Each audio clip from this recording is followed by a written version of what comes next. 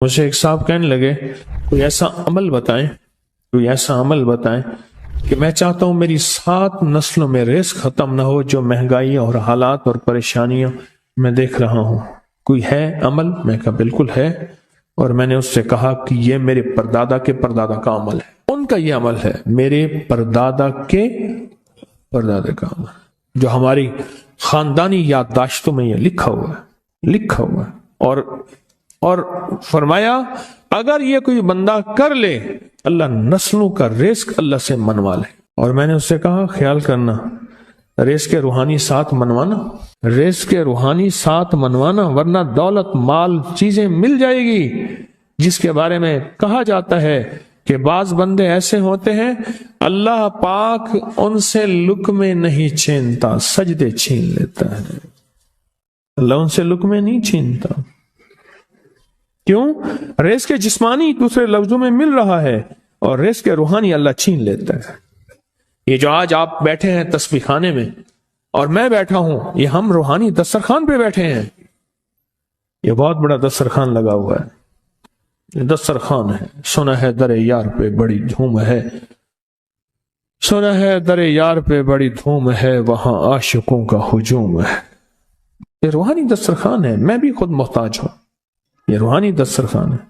تو میں نے اس سے عرض کیا کہ ایک دسترخوان نہیں مانگنا، دونوں مانگنا، رزق روحانی بھی، رزق جسمانی تو اس کو بھی ملتا ہے جس کو کلمہ نصیب نہیں ہوا، رزق جسمانی تو اس کو ہی ملتا ہے جس کو کملی والی کی غلامی نصیب نہیں ہوئی، رزق جسمانی تو اس کو ہی ملتا ہے جس کے ماتھے پہ شقاوت لکھی ہے، رزق جسمانی تو اس کو ملتا ہے جو اللہ کا نافرمان ہے، رزق جسمانی تو اس کو ملتا ہے جو اللہ کے وجود کا انکار کرتا ہے، رزق جسمانی تو اس کو ہی ملتا ہے جو آخرت اور قبر کا انکار کرتا ہے، رزق جسمانی تو اس کو ملتا ہے جو جنات اور برزخ کا انکار کرتا ہے، رزق جسمانی تو اس کو ملتا ہے جو خود کملی والی کی نبوت کا انکار کرتا ہے، وہ تو بے بہا لوگ ہیں، ان کو ملتا ہے۔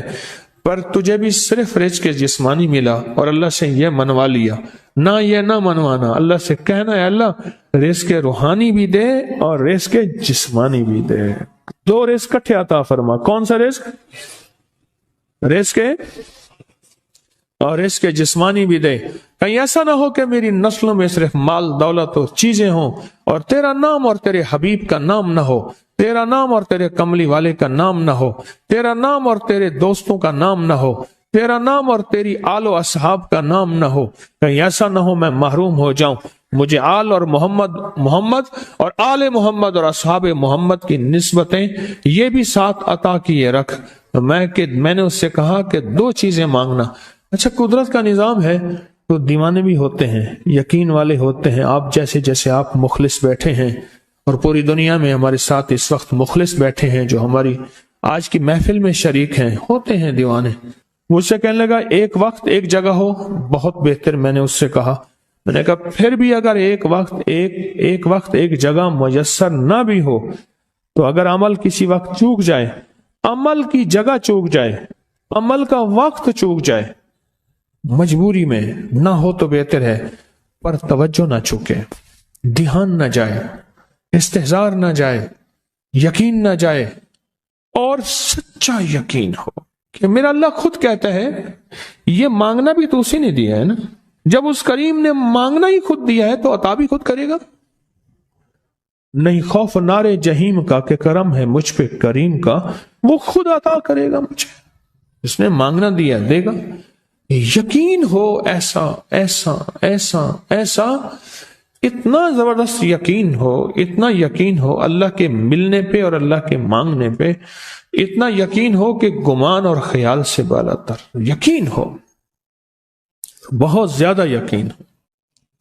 یاد رکھیے گا میری بات، میری طرف دیکھتے رہیں، یاد رکھیے گا جس کو ملا ہے یقین کی طاقت میں ملا ہے، اور جس سے چھنا ہے بے یقینی نے اس سے سب کچھ چھین لیا، بے یقینی نے اس سے سب کچھ چھین لیا ہے۔ جس کو ملا ہے یقین کی طاقت سے ملا ہے، یقین ہو کہ میں کر رہا ہوں اور اللہ مجھے دے دے گا۔ کہا کہ کیسا یقین ہو؟ کہا جیسے بکری کے تھن دودھ سے بھرے ہوئے اور میں کہوں کہ میرے ہاتھ سے دباؤں گا اور دودھ نکلے گا، اس سے زیادہ یقین۔ اور کہا کس سے زیادہ یقین؟ کہا کہ ایک بڑا نوٹ ہو اور بڑا نوٹ کے اندر جو ہے ایک آنے کی چیز آنی ہے، تو میں کہوں گا اس سے تو اس کی نوٹ کے اندر تو ہزاروں آنے ہیں، اور میں ایک آنے کی چیز، ایک ٹکے کی چیز لوں گا اور میرا کام بن جائے گا۔ اس سے زیادہ یقین ہو، اور اس سے کہیں زیادہ یقین ہو کہ سخت پیاس ہے اور میں پانی کو دیکھوں، اور پانی کو دیکھتے ہی مجھے یقین ہو کہ اس سخت پیاس میں میرا پیاس بجھ جائے گی، پیٹ بھر جائے گا، اس سے کہیں زیادہ یقین ہو۔ میں پھر بھی یقین کو نہیں سمجھا سکا، علم بھی محدود ہے، الفاظ بھی میرے پاس محدود ہیں، اس سے کہیں زیادہ یقین ہو، اس سے کہیں زیادہ یقین ہو، اور بہت زیادہ یقین ہو۔ کیا خیال ہے؟ آپ چاہیں گے اپنی نسلوں کے لیے بخت، رزق، نصیب اور مقدر منوا لیں؟ میں نے کہا روزانہ 40 منٹ بیٹھ، 40 منٹ صبح دوپہر شام، جو تیری تنہائی کا وقت ہو۔ اے اللہ دنیا میں ایسی جگہ کوئی کہیں ہوتی، اکیلے بیٹھے رہتے یاد تیری دل نشیں ہوتی، اکیلے بیٹھے رہتے یاد تیری دل نشیں ہوتی، اور بس صرف ایک بار سورۃ فاتحہ پڑھ، اور اس کے بعد ایاک نعبد و ایاک نستعین کو دوہرا۔ تو میں نے اسے عرض کیا کہ بس اس کو وجدان سے پڑھو، ایسے پڑھ کے رونگٹے کھڑے ہو جائیں، آنسو بہنے لگ جائیں، دل کے اندر کا درد اور دل کا اندر کا غم اور اللہ کے سامنے حاضری، استحضار، اور یہ کیفیتیں تیری ہوں کہ بس اس کے علاوہ کوئی مجھے یاد نہ رہے۔ اس درد سے پڑھو، صرف 40 منٹ۔ 40 کی عدد کے ساتھ کائنات کے رازوں کا بڑا تعلق ہے۔ 40 کا جو عدد ہوتا ہے، بس 40 کے عدد کے ساتھ پڑھ، اور بہت توجہ سے پڑھ، اور بہت دھیان سے پڑھ، بہت توجہ سے روز پڑھ۔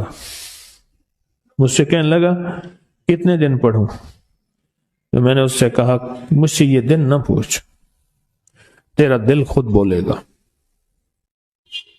کہ فیصلے ہو گئے ہیں، بس ختم، دل خود بولے گا۔ یہ بتائیں کہ پیٹ بھرتے ہوئے کوئی گھنٹی بجتی ہے، یہ دل خود بولتا ہے کہ پیٹ بھر گیا۔